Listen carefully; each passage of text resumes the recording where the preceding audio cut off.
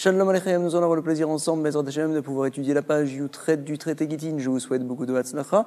Lorsque une dame vient de se faire divorcer, par la suite elle veut se remarier avec quelqu'un d'autre, on lui dira, tu sais, tu te dois d'attendre 3 mois. Pourquoi une telle chose? Si jamais donc tu étais enceinte du premier mari et que tu t'es remarié juste après, alors en effet on ne saura pas lorsque l'enfant viendra à naître, est-ce qu'il est du premier ou bien il est du deuxième. C'est la raison pour laquelle on te demande d'attendre 3 mois. En effet, au bout de 3 mois, on reconnaît si une dame est enceinte du fait que tu n'avais pas l'air enceinte après 3 mois. Ça veut dire en effet que tu es tombée enceinte du deuxième mari et non pas du premier.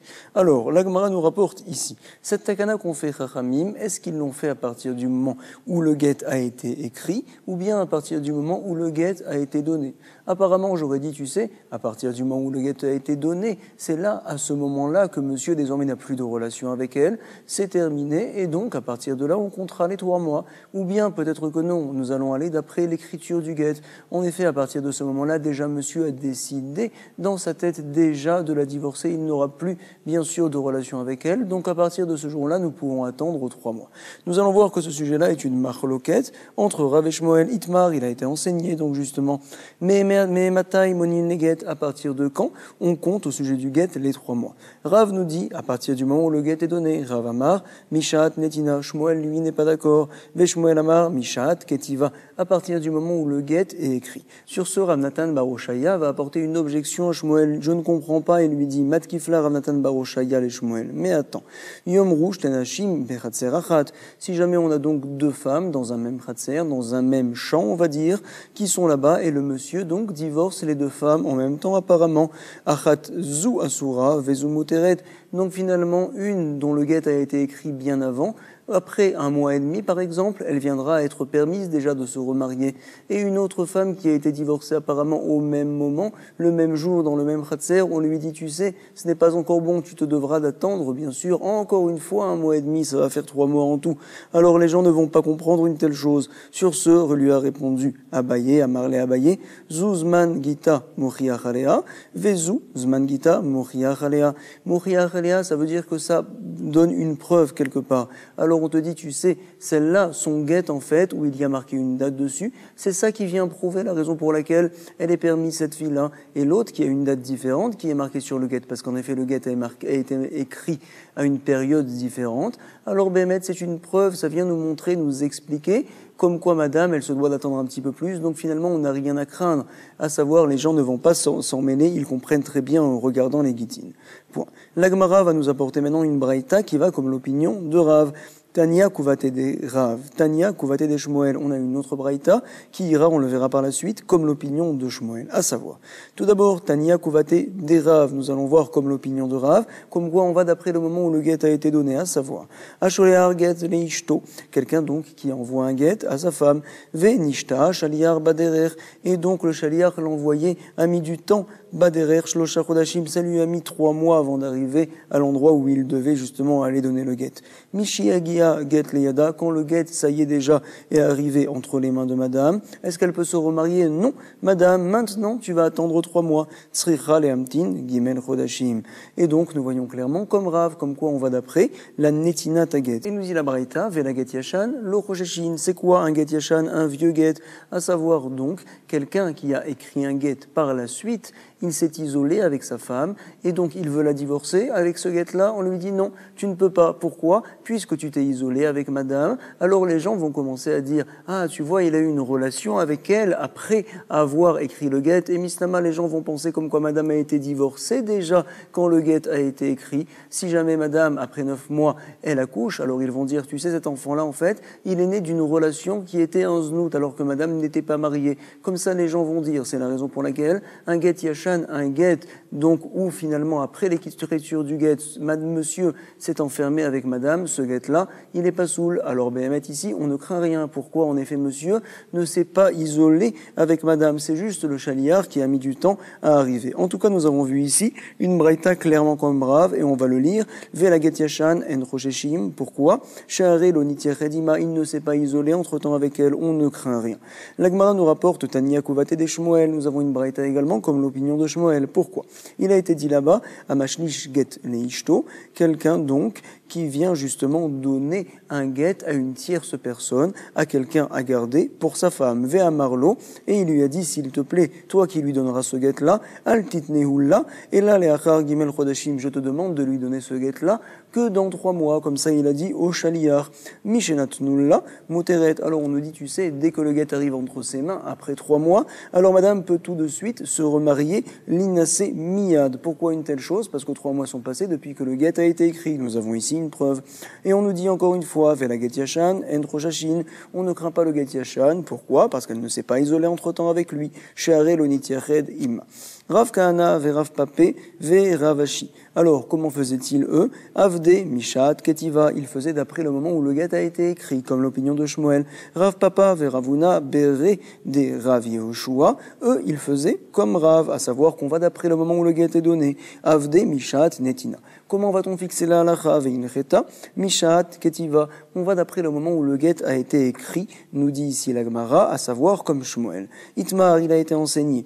On va parler maintenant, mais matai ketuva, mais jamais tête. Donc monsieur écrit une ktuva à sa femme, c'est vrai. Si par la suite nous arrivons à la shmita, alors est-ce que l'on va dire que cette ktuba-là, c'est comme une dette que monsieur a envers sa femme, ou bien peut-être que non, ce n'est pas une dette. Alors, si c'est une dette, la shmita, elle annule les dettes, comme on le sait. Si jamais non, c'est pas une dette, une ktuva, ce n'est pas une dette, alors Béhémet, madame, même après la shmita, pourra réclamer sa ktuba. Alors on va dire ici, à partir de quand on considère que la ktuba, elle est méchamétet, que la shmita vient annuler finalement donc le montant qui est marqué dans la ktuba. Rav Amar, Mishetivgom, Betiskov, à partir du moment où, donc, madame, par exemple, elle a été divorcée, Tivgom, elle a commencé à prendre une partie de la ktuba chez son mari, et également, par exemple, il restait encore 10 000 shekels que monsieur devait rembourser, ça a été écrit sur papier, sous forme, finalement, de prêt, Tiskov. Alors là, ça y est, on arrive à la Shemitah, le prêt est annulé. Shmuel dit que non, Shmuel Amar, Pagma, si jamais elle a pris une partie de la ktuba, même si on n'a pas écrit finalement en tant que prêt ce qu'il reste à être payé, quand même c'est méchamet, afalpi shelo zakfa. Ou bien l'inverse, si jamais zakfa, on a écrit ça sous forme de prêt sur un papier, bien que madame n'a pas commencé à encaisser sa ktuba, quand même c'est considéré comme une alva, comme un prêt, et donc la shemitah elle est méchamet. Afalpi shelo pagma. En tout cas, Tanya Kovate, des Rav, Tanya Kovate, des Shmuel. Nous allons maintenant apporter une braïta comme l'opinion de Rav, une autre comme l'opinion de Shmuel. On va le voir tout de suite, nous dit la Gemara. Tanya Kovate, des Rav. Il a été enseigné tout d'abord comme Rav. Pourquoi?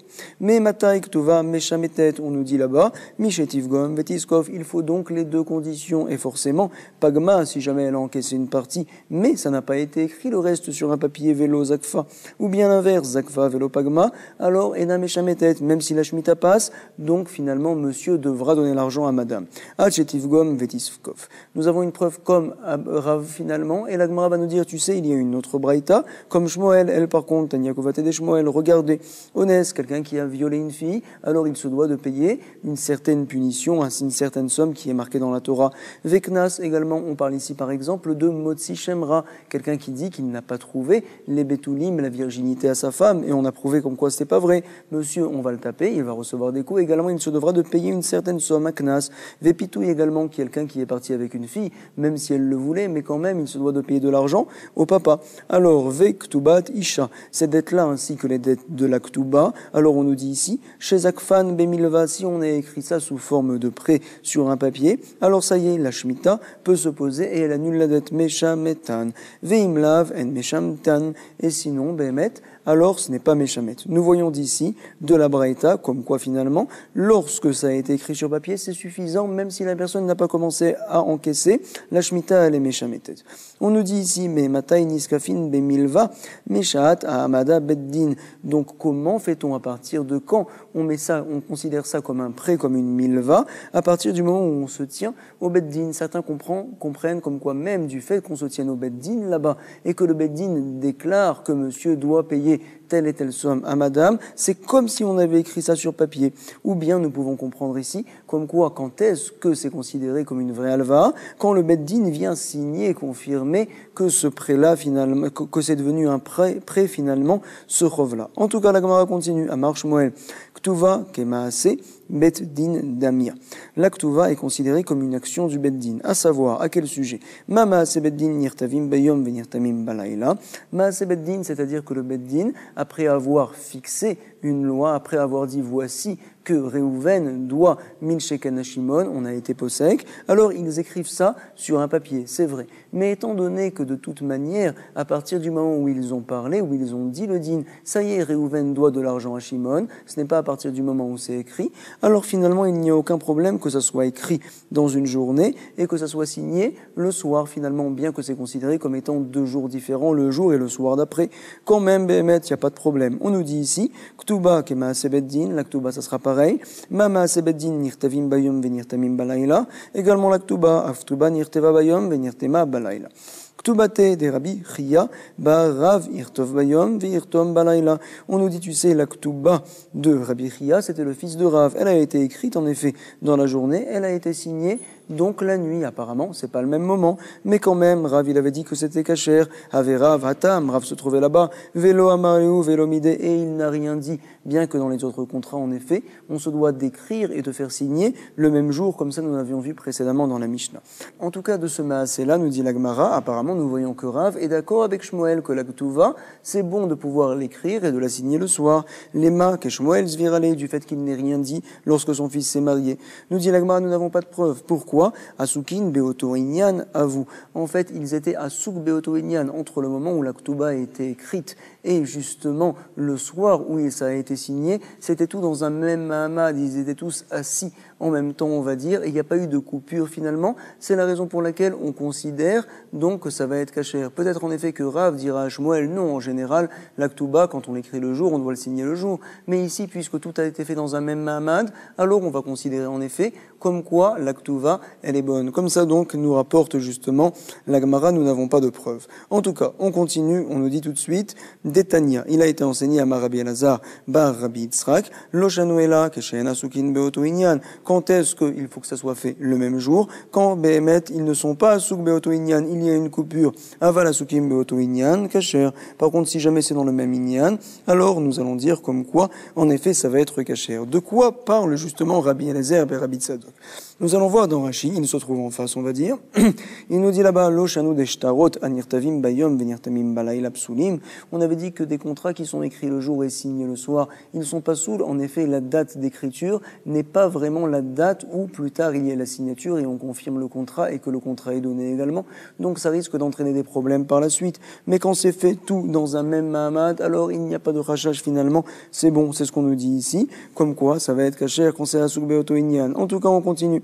Rabbi Shimon, Marchir, on avait dit dans la Mishnah, comme quoi il y avait une marloquette. Rabbi Shimon pensait comme que finalement, donc les guettes, s'ils sont écrits dans la journée et qu'ils sont signés le soir, ils seront kasher. Par contre, Ramim disent que non, ça ne sera pas kasher. Pourquoi? Nous avions rapporté qu'en effet, apparemment, selon Chachamim, il y a par exemple le problème de Perot, à savoir que madame va venir récupérer ses milogues, les biens donc qu'elle avait laissés chez son mari. Si son mari les a vendus, ces biens-là, à partir du moment où madame était divorcée, alors les biens, ce n'est pas une vente, elle peut venir les rechercher. C'est vrai, mais alors finalement, pour que l'on sache précisément à partir de quand les ventes que vont faire le mari ne sont pas bonnes, et on se doit de savoir précisément quand elle a été divorcée, et ce qui est marqué dans le guet, ça doit être précisément conforme avec le jour où madame a été divorcée. C'est la raison pour laquelle, quand le guet a été écrit dans la journée et qu'il est signé le soir, alors là, on va dire que le guet est pas soul. Rabbi Shimon, il dit comme quoi ça va être kasher. On va expliquer pourquoi, nous dit la Gemara Amar Rava. Maïta Amad Rabbi Shimon, Kesavar, il pense qu'Ivan Shenatan Enav les Garsha, puisque monsieur a déjà décidé de divorcer sa femme, et donc par là même, il lui a écrit un guet. Donc même s'il n'a toujours pas fait signer les témoins, ça y est, désormais, il n'a plus le droit de pouvoir vendre les terrains. C'est la raison pour laquelle, Shuv Enlo Perot, donc finalement, quoi qu'il arrive, on se tiendra à ce qui est marqué dans l'Aktuba, même si elle a été divorcée plus tard. De toute manière, madame, à partir de cette date-là, elle peut prendre les terrains qui ont été vendus par la suite par le mari. En effet, ils sont désormais hypothéqués à elle, ça lui appartient. Amar Resh Lakish, Lo Yirshir Rabbi Shimon et la Lealta. Tout ce que Rabbi Shimon dit comme quoi ça va être kasher si le guet a été écrit maintenant et qu'il a été donné le lendemain, par exemple. Il a été signé et donné le lendemain. Aval, par contre, mikan ve'adasarayamim, si l'écriture a été faite un jour et après ça a été signé 10 jours plus tard, on va dire, alors dans ce cas-là, il sera d'accord comme quoi ça va être pasoul Rabbi Shimon. Comme ça, vient nous rapporter l'Amora. Quel est le problème? Chayshinan, chez ma pièce, on craint comme quoi monsieur a été séduit entre-temps. Quel est le problème? Peut-être que monsieur a écrit le guet ce jour-là, il a également dit au témoin, vous allez signer dans 10 jours. Entre-temps, monsieur a eu une relation avec elle et donc il a désormais annulé le guet. Il n'a pas réussi à trouver les témoins, mais c'est vrai, les témoins ont signé après 10 jours, mais en fait c'était contre son consentement, il n'était pas d'accord d'une telle chose. Donc en fait la signature n'est pas du tout valable, le guet également n'est pas bon, on craint une telle chose, c'est la raison pour laquelle on dira que le guet n'est pas soul dans ce cas-là. Rabbi Yochanan, lui, n'est pas d'accord, il nous dit, tu sais, Amar afilu mikan ve'adasarayamim, quand Rabbi Shimon a dit que c'était kasher, même si le guet a été écrit le 10 et que donc finalement les témoins ont signé le 20, ça sera kasher. Imaïta des pièces, kala it les milta. Si jamais donc monsieur avait été séduit entre-temps par sa femme et qu'il l'avait annulé ce guet-là, alors ne t'inquiète pas, il y aurait eu un col, en effet, les gens auraient parlé, ça aurait été su. Itmar, Amar le Asara, Kat Vuget le Ishti, nouveau cas nous rapporte la Gemara.